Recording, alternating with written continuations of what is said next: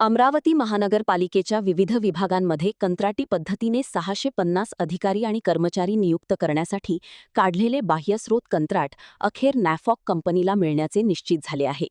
महापालिका आयुक्त वर्षा लढ्ढा यांनी मनुष्यबळ पुरवठ्याच्या या कंत्राटाशी संबंधित धारिकेवर स्वाक्षरी करून ती अंतिम मंजुरीसाठी स्थायी समितीकडे पाठवली आहे. त्यामुळे आता स्थायी समिती यावर कधी शिक्कामोर्तब करते याकडे सर्वांचे लक्ष लागले आहे.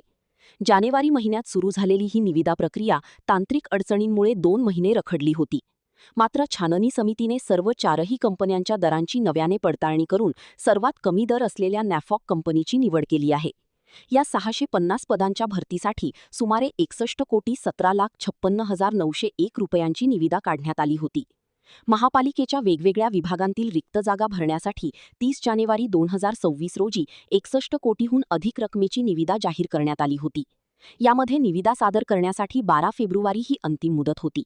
त्यानंतर 13 फेब्रुवारी रोजी निविदा उघडण्यात आल्या आणि 18 फेब्रुवारी रोजी कंत्राटासाठी इच्छुक कंपन्यांचे दर जाहीर करण्यात आले. या प्रक्रियेत नॅफॉक company, escort group, HS services आणि एंजल सिक्युरिटी कंपनी अशा 4 कंपन्यांनी भाग घेतला होता.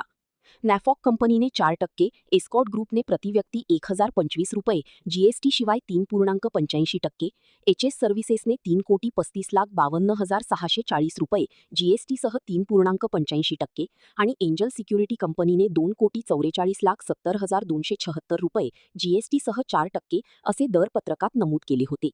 या निविदा प्रक्रियेत महापालिकेने जाहीर केलेल्या निविदा सूचना आणि दर भरावयाच्या रकान्यामध्ये तांत्रिक तफावत निर्माण झाली होती.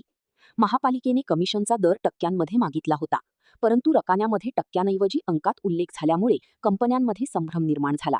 त्यामुळे प्रत्येक कंपनीने वेगवेगळ्या पद्धतीने दर सादर केले, ज्यामुळे सर्वात कमी दर कोणाचा हे ठरवणे कठीण